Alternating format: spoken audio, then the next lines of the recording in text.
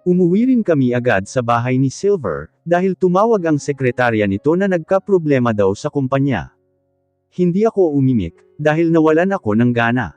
Dahil wala si Silver sa buong linggo, ay hindi niya alam ang pagkadismaya ko sa nangyayari. Hindi pa niya gustong magkaanak, so I think hindi niya matatanggap ang anak namin. Bumalik na rin si Aling Lourdes, kaya dalawa na kami sa bahay. Hindi na rin ako stay-in dito, kaya umuwi ako sa amin, at ako na ang kasamang matulog ng supling ko. Rina anak, may problema ba? Napatingin ako kay Aling Lourdes, na nag-aalalang nakatingin sakin. Wala po manang, pilit akong ngumiti para makampante siya. Mukhang hindi kumbinsido si Manang na ayos lang ako, kaya para makaiwas ay sinabi kong lilinisin ko muna ang pool. Pero bago pa man ako makakilos, ay bumukas ang pintuan at pumasok ang mga lalaking may dalang mga malita. Finally, napatingin kami sa babaeng Amanda Conda na nakapikit at nakangiti. Naguguluhan ako kung bakit siya nandito, pero hinuha ko ay base sa mga malita na dala ng mga bodyguard, mukhang dito siya titira. Hindi ko alam pero uminit ang ulo ko sa nakita. Pinayagan ba siya ni Silver? Alam ba ni Silver to? Oh, you're here. Halata sa mukha niya ang pang-iinis, habang nakatingin sakin. Sige po Aling Lourdes, aalis na sana ako para pumunta ng pool, nang hawakan ako ng Amanda Conda sa kamay. Sandali lang. Huwag kang bastos, tumingin ako sa kanya, at halos manginig ang buong katawan ko sa galit. Bitaw, sabi ko at pilit na kinakalmahan ang sarili. Ayoko, katulong ka lang dito, pero makaasta ka dun sa Tagaytay, ay parang asawa ka ng ama ng anak ko, aniya. At least hindi ako pinagtabuyan ng sinasabi mong ama ng anak mo. Di gaya mo, pahablat kong binawi ang kamay ko sa kanya, nang bigla na lang niya akong sampelan. Nagngingit-ngit ako sa galit, kaya sinampal ko siya pabalik. Wala akong pakialam kung buntis siya. Gaya ng sabi ko, hindi ako gaya ng iba na basta apihin na lang. Anong kaguluhan ta? Sigaw ng magandang babae, habang nakatingin sa amin ni Amanda Conda. Nako Rina, bulong ni Aling Lourdes sa akin. Pasensya na po ma'am. Pagsasabihan ko po si Rina, paghingi ng paumanhin ni Aling Lourdes para sakin. Tita, palayasin niyo na po ang babaeng iyan. Sinaktan niya po ako, umiiyak na drama ng babaeng Amanda Conda. Grabe, ang plastic. Is that true? Walang emotion ang mukha niya habang nakatingin sakin. I'm sorry ma'am, sabi ko dito. Apologize to her. Hindi mo ba nakikita na buntis siya? Baka may mangyari sa bata. Napapikit ako at gustong maiyak, dahil alam kong ang unfair ng sitwasyon. What are you waiting for? I said. Apologize to her, ulit niya nang hindi ko sinunod ang gusto niya. Rina, sige na, bulong ni Aling Lourdes. I'm sorry, napipilitang bigkas ko. Good. Lourdes, where's Silver? Nasa kumpanya niya po ma'am. Magalang na sagot ni Aling Lourdes, habang sinisenyasan ako na magtungo na sa swimming pool. Ina ba yon ni Silver? Ang saya naman, protective siya sa anak ni Amanda, habang wala silang kaano-ano sa anak ko. Apo nila yun. Napabuntong hininga na lang ako. Nilinis ko na ang pool, at pagkatapos ay nakasalubong ko si Silver na nakakunot ang noo, at papunta sa gawi ko. Bakit? Tanong ko pero nagulat ako nang niyakap niya ako bigla. Sinaktan ka ba nila? Tanong niya sakin habang sinusuri ang katawan ko na para bang may mga pasa ako. Ayos lang ako Silver, sabi ko sa kanya nang malumanay. Silver, what are you doing? Rinig naming sigaw ni Amanda Conda. Galit na lumingon sa kanila si Silver, at itinago ako sa likuran niya. Animo ay pinuprotektahan. Mom, what are you doing? Bakit nandito siya? Calm down anak. She's here because you're the father of her child. Tahimik lang ako at gusto nang umalis dito. Ganito ba ang magiging buhay ng anak ko kasama ang papa niya? Magulo. Mom, ilang beses ko bang sabihin, na hindi nga ako ang ama niyan? Why are you defending that maid? Tinignan ako ng mama niya ng seryoso, at hindi pinansin ang anak na galit na nakatingin sa kanila. Tita, inaakit niya po si Silver.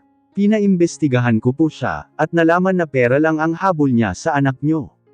Napapikit ako at balak ng sugurin ang Amanda Conda na yun, pero mas pinili ko na lang na manahimik. Kanina pa ako napupuno sa kanya. Sana pala sinampal ko siya dun sa Tagaytay.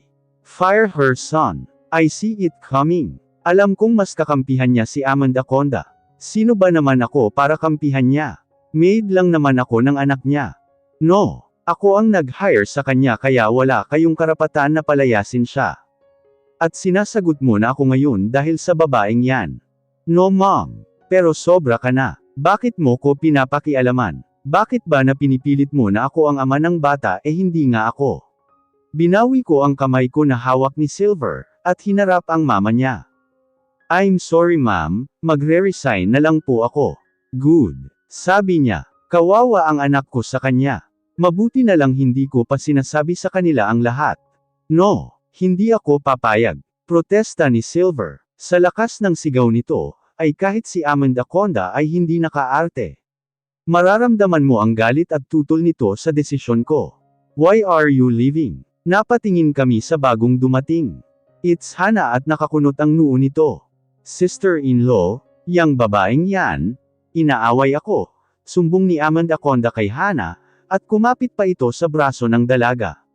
Get away from me. Hindi tayo close, sabi ni Hana. Siguro kung wala kami sa seryosong sitwasyon, ay matatawa ako lalo na nang makita na napahiya si Amanda Conda. Mom, pabayaan na natin si kuya. Kung gusto mong dito tumira yang babaeng yan, sa guest room siya ni kuya matutulog, at wag siyang feeling asawa dito, dahil dito rin ako titira. Isa pa, ilang months na lang man din, pwede na tayong magsagawa ng DNA result sa anak niya. Halatang hindi niya talaga gusto si Amanda. Feeling close kasi, yan tuloy napapahiya. Bumantong hininga ang mama nila saka sumagot. Fine. Anyway, I'm leaving, sabi nito at taas noo na umalis sa harapan namin. Nang tumingin si Hana sakin, ay kinindatan niya ako bago lapitan si Amanda. Ayusin mo ang gamit mo sa guest room. At huwag kang magpatulong sa kahit na sino, dahil may kamay ka naman. Sabi nito at sinundan ng ina. Sumimangot ito bago umalis. Nang tingnan ko si Silver, ay galit itong nakatingin sakin. Bakit? Hindi ko nagustuhan ang sinabi mo kanina. Namumula ang buong mukha niya. Galit nga. Mag-aaway lang kayo ng mama mo dahil sakin, so it's better na aalis na lang ako. And you think papayag ako? Yes. Dahil pwede ka namang maghanap ng iba. Hindi ako kawalan. What? What did you say? Silver, mamaya na tayo mag-usap. May gagawin pa ako, hindi ko na alam kung saan papunta tong usapan namin. No, let's talk right now. Hindi ka pwedeng umalis ng bahay. Dito ka sakin at akin lang. Sandali akong nagulat sa mga sinabi niya. Pilit kong iniintindi ang mga salita na lumalabas sa bibig niya. Sorry Silver, pero hindi mo ako pagmamay-ari. Magsasalita na sana siya, nang bumalik si Hana at tawagin ang kuya niya. Walang nagawa ang binata kundi ang puntahan ang kapatid. Nakita kong kinausap ng dalaga ang kuya niya, at mukhang may sinabi ito, kaya napilitan si Silver na sundin ang sinabi ni Hana kahit ayaw niya. How are you? Tanong ni Hana nang makalapit ito sa gilid ko. Ibinalik ko naman agad ang paningin sa papalayong si Silver. Ayos lang. Salamat nga pala kanina Hana. Don't mind it. Mabuti at sinundan ko dito si mommy. Nag-iinarte na naman kasi ang babaeng yun. Feeling close pa. Kung hindi niya niloko si kuya, ayos sana kami ngayon, but after those things na naabutan namin sa Canada 6 years ago, I hate her. Halata na hindi niya talaga gusto ang babae. Pero na-curious ako kung anong nangyari sa kanila 6 years ago, kung bakit ganito kagalit si Hana kay Amanda. Kamusta na ang gwapo kong pamangkin? Biglang tanong ni Hana. Ayun, hinanap ka kagabi. Sabi ko busy ka. Alam mo ri, ayos sana ang lahat kung wala lang ang babaeng malandi na yon. Matatanggap ng pamilya si Hivo. Alanganin akong ngumiti kay Hana. Sa nakikita ko sa mama nila kanina, I doubt that. Si mommy kasi gusto ng magkaapo. Nang sabihin ng babaeng yun na si kuya ang ama ng pinagbubuntis niya, ay labis na natuwa si mommy, kahit na matagal nang hindi nagkikita si kuya at Amanda. Siguro gusto niyang magkaapo kay Amanda, but hindi sa akin o sa ibang babae, kaya pinipilit niya si Silver na tanggapin ang bata. So anong balita sa inyo ni kuya? May something na ba sa inyo? Pang-uusisa niya. Walang kamihan, sabi ko. Wala, pero ipagtanggol ka ni kuya na parang asawa kanya kay mommy. Nag-iwas ako ng tingin, dahil ramdam ko ang pamumula ng mukha ko. Advance ka lang mag-isip, hindi kaya. I could feel it. Siguro nga, ginagawa niyo na ang second child niyo, aniya. Tumigil ako sa sandali at napaisip sa sinabi niya.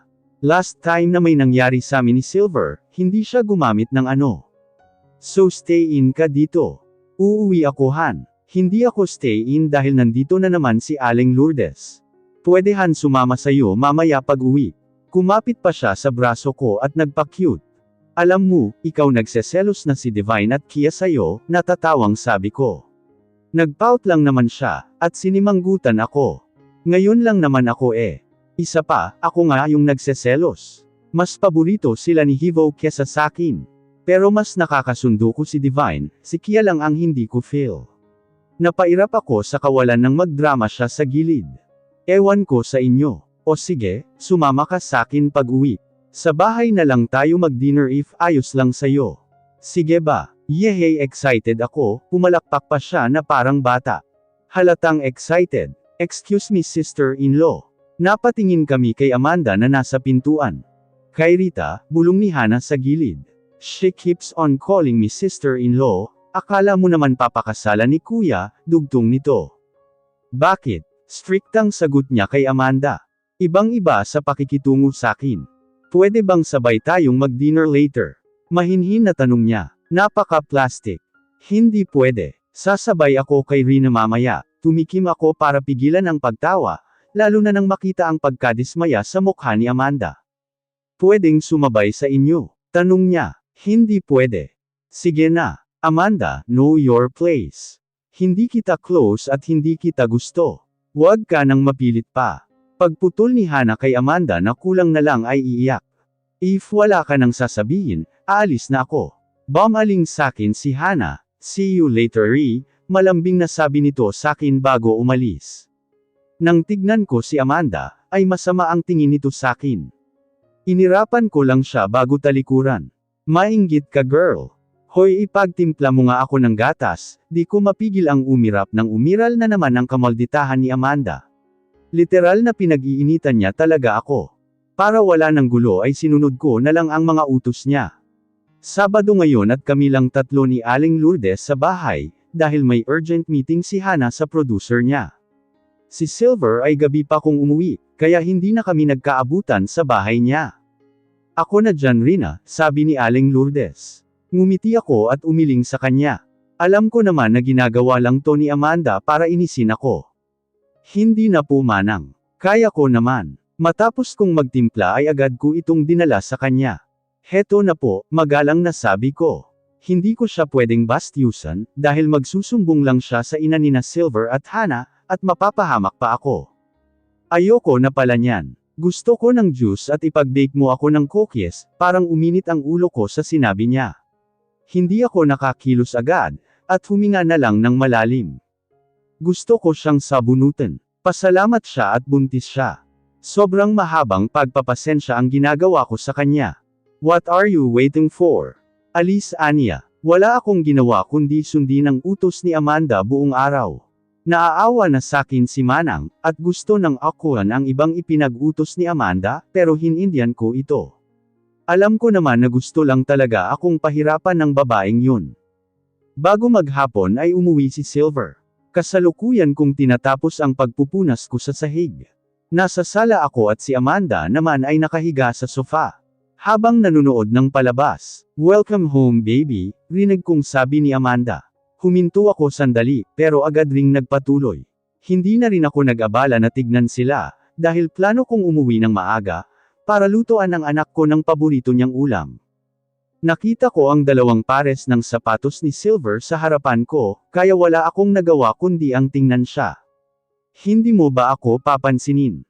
Kunot noong tanong nito. Tiningnan ko si Amanda, at masama ang tingin na ipinukol nito sakin. Welcome home, sabi ko nang ibalik ko sa lalaking ama ng anak ko ang paningin ko. What are you doing? Naglilinis. Sagot ko. Yeah. But bakit? I told you na wag ka nang magtrabaho sakin. Imbes na sagutin siya ay minabuti ko na lang na kunin ang mga gamit ko, at iniwan siya. Ayon na naman siya sa gusto niyang mangyari. So umiiwas ka ngayon. Nakasunod siya sakin sa kusina, at halatang wala sa mood. Bakit ba kasi? Ayoko nga sa sinasabi mo. Gusto kong magtrabaho. Kung ayaw mo edi magre-resign na lang ako. Nenas na sabi ko sa kanya. Nang bumalik siya that day nung dumating si Hana at Amanda sa bahay, ibinili na niya sakin na wag nang magtrabaho, pero tatanggap pa rin ako ng sahod. So ano Vun? Hindi naman pwede yun sakin. Don't you dare babe. Kaya nga wag mo kong pilitin eh. Naiinis na ako. Pakiramdam ko ay namumula na ako sa inis ngayon. Kanina pa mainit ang ulo ko dahil kay Amanda, kaya wag niya kong sisimulan ngayon. Fine. I'm sorry. Pwede bang dalhan mo ako ng pagkain sa kwarto? Gusto kong kumain doon. Hindi ako sumagot, at basta na lang niya akong hinalikan. Nanlaki ang mga mata ko sa ginawa niya. Bago pa man ako makareact at tumalikod na siya. Nakasalubong pa niya ang gulat na si Amanda. Kita ko sa mga mata niya ang sakit, panghinayang at galit, bago niya kami talikuran ni Silver, at umakyat papunta sa kwarto niya. Mukha namang walang pakialam si Silver, dahil umakyat rin ito papunta sa kwarto niya. Maya-maya ay lumabas si Aling Lourdes at lumapit sakin. Anong ipapaluto ni Silver? Tanong niya. Wala pong sinabi. Ganoon ba? Sige ako na lang ang magluluto, aniya. Alam kong alam na ni Manang ang namamagitan sa amin ni Silver. Alam ko dahil wala namang pakialam si Silver, kung malaman ng lahat ang tungkol sa amin. Rina, wag mo sanang mamasamain. Alam kong mabuti kang bata, pero pwede bang malaman ang atensyon mo sa alaga ko? Tanong ni Aling Lourdes sakin na ikinagulat ko. Hindi ko sinasadya, pero narinig kita minsan kausap ang anak mo. Napigil ko ang aking hininga, and kinakabahan na tinignan siya. Ano pong ibig niyong sabihin Aling Lourdes? Nauutol na tanong ko sa kanya. Bakit ka kinakabahan? Ang sabi ko lang naman ay narinig kong may anak ka. Nagtataka kasi ako kung bakit isang gaya mo ay nagtatrabaho dito. Pangmayaman ang tindig mo, at halata sa pananalita mo na galing ka sa isang may kayang pamilya. Noong una, baliwala lang sakin, pero nung narinig kita nakausap ang anak mo, ang sabi mo ay malapit mo nang makita ang ama niya. Kaya napapaisip ako kung sino ang tinutukoy mo. Nanlumo ako bigla sa sinabi ni Aling Lourdes. Pakiramdam ko ay nabisto ako sa salang hindi ko naman ginawa. Akala ko nung una ay gaya kanila, na manggagamit, dagdag niya. Pero sa nakikita ko, ay mabait kang tao, sabi niya. Hindi ko natatanungin kung anong pakay mo dito. Ang gusto ko lang malaman kung anong intensyon mo sa alaga ko, kung masama ba o hindi. Seryoso ang boses nito, malayo sa malambing na Aling Lourdes. Wala po akong masamang binabalak Manang. Maayos po ang intensyon ko dito. May gusto lang akong malaman, kaya nagtrabaho ako dito, sabi ko. Alam ko na ang turing niya kay Silver ay anak, at alam ko yun dahil ganoon ako sa anak ko. Mabuti kung ganoon. Mag-iingat ka sana iha. Hindi maling gustuhin si Silver. Mapanganib siyang gustuhin. Ngumiti siya pero sa sinabi niya. Kinabahan ako bigla. Mamaya maluluto na ta, dugtong niya at tumungo ako dito. I excused myself at pumunta sa room namin, para tignan ang cellphone ko. I need to check kung may text ba si Hivo o wala. Hindi nga ako nagkamali dahil agad nagring ang phone ko, at tumatawag ang anak ko. Hello anak. Umupo ako sa kama at hinintay na sumagot ito. Naririnig ko pa ang tawa niya sa kabilang linya. Hello mama. Stop it Annie, at tumawa na naman ito. Kumunot ang noo ko, dahil clueless ako sa nangyayari sa kabila. Stop it anak. Let Hivo talk to her mother. Boses ni Agatha. Hindi ako pwedeng magkamali. It's Agatha's voice. Umuwi ba sila sa Pinas? Hello mama. I'm sorry mama. Hinahabol kasi ako ni Oceanie sabi ng anak ko. Halatang tumakbo dahil rinig ko na hinihingal ito. Nandyan ba si Tita Agatha mo anak? Tanong ko dito. Yes mama, bakit hindi ako na-inform na uuwi sila? Okay, so why are you calling baby? May sasabihin ka ba kay mama? Tanong ko sa kanya. When ka po uuwi mama? Mamaya baby. Why? Can I come with you later? May pupuntahan ba ako? Saan baby? Kasi di ko naman talaga alam na may pupuntahan ako. O baka nakalimutan ko lang. Hahanapin natin si Papa. Napahinto ako sandali at hindi nakapagsalita. I am excited na mama. I can feel it. Uuwi na si Papa sa atin. Gusto kong mag-excuse na may gagawin ako mamaya, pero hindi ko kayang sabihin, dahil halatang excited ang anak ko. Hindi ko alam kung bakit nasabi niya ta. Okay anak. Later pag uwi ni mama, sabi ko na lang sa kanya, ay narinig ko ang sigaw nito. Kahit ang anak ni Agatha, ay naririnig kong nakikisabay ng tawa sa anak ko. Hivo, baby, can you give the phone to Tita Agatha? Okay mama. Naghintay ako sandali bago ko narinig ang boses ng kaibigan ko. Where's Divine? Ayun, may date daw, aniya at bahagyang natawa. Date kay X. Ang rupok. Napailing ako dahil alam kong ex ni Divine ang kakita ng marupok naming kaibigan. So what's your plan? Tanong ni Agatha. I don't know. Hindi ako prepared doon. I'm sorry Ri. I think it's because of my daughter. Kanina kasi tinanong niya si Hivo kung nakita na ba daw niya ang papa niya. And it's too late for me na pigilan yun. No it's okay Agatha. Hindi ko lang alam saan siya dadalhin mamaya. Alangan naman na dalhin ko siya dito sa bahay ng ama niya, na andito yung Amanda Conda. Oh, yung feeling close na ikinikwento mo sakin. Yes. And mainit ang dugo niya sakin. Expect mo na yon. Ikaw kasi ang nilalandi ng ama ng baby niya. Hindi naman sure na si Silver ang ama ng baby niya, hindi ko mapigil ang Mayrita pag naririnig ang bagay na yon. Why affected friend? Are you falling in love with him? What? Of course not. No. Ayoko lang na may anak siya sa iba habang hindi pa nararanasan ng anak ko ang pag-aaruga niya, sabi ko. Why do I sound so selfish? Ang gulo mo. Kung ganoon, edi sabihin mo na sa kanya, na may anak na kayo, sabi ni Agatha. Kahit ako naguguluhan na, wag mo nang kilalanin. Sabihin mo na lang agad. It's his loss anyway kung hindi niya tatanggapin si Hivo, dagdag ng kaibigan. But he said na hindi pa niya gusto ng anak, naalala ko na naman ang sinabi niya sakin sa Tagaytay. Kung ganoon mag-resign ka na, dahil wala kang mapapala dyan. Natahimik ako sa sinabi ni Agatha. May point siya. Anong point kung bakit nandito pa ako, kung nakuha ko na ang sagot? You can't write. Maybe because nahuhulog ka na sa kanya, hindi ako nakapagsalita. Sandali pa lang ako dito. Possible ba yun? Rina, napatingin ako sa pintuan. It's Aling Lourdes. I guess luto na ang pagkain. Let's talk later, Agatha. Please look for my child. Oo naman. No need to mention it. Salamat, sabi ko bago pinatay ang tawag. Ngumiti ako pagkalabas ng kwarto, at nakita si Aling Lourdes na nakatingin sakin. I'm sorry, Aling Lourdes. Tinawagan kasi ako ng pamilya ko. Nahihiya kong sabi sa kanya. Ganoon ba? O dalhin mo na kay Silver? Sige po. Tinanggap ko ang tray ng pagkain. At tahimik na tinahak ang hagdan papunta sa kwarto ni Silver. Silver, tawag ko sa kanya, pero walang sumasagot. Sinubukan kong buksan ang pintuan, at nakabukas na ito kaya pumasok na ako. Madilim ang silid niya, at tanging lampshade lang ang nakabukas. Nakita ko si Silver na nakaupo sa kama, at nakatingin sakin ng diretsyo. Desire is evident in his eyes. Napalunok ako dahil sa mga titig niya sakin. Tumayo siya at lumapit sakin. Habang ako ay nakatayo lang, at kinakabahan habang hawak ang tray ng pagkain. Umikot siya sa likod, at naramdaman ko na lang ang mainit niyang haplos sa balat ko. You're so annoying baby. Lagi mo na lang akong hinihindihan, aniya at hinalikan niya ang leeg ko. Ang bawat dampi ng labi niya sa balat ko, ay naghahatid ng daan-daang boltahe sa sistema ko. I miss you. I miss your scent, at dumampi sa pisngi ko ang labi niya. Ang hininga na tumatama sa balat ko ay nakakadala. Mahigpit ang hawak ko sa tray.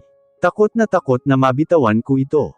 I miss your lips, at hinalikan niya ako bigla. Gamit ang kaliwang kamay, ay hinawakan niya ang ulo ko para hindi ako makalayo. Don't bite your lips babe. Call for me. Aniya pero mas diniinan ko ang pagkagat ng labi ko.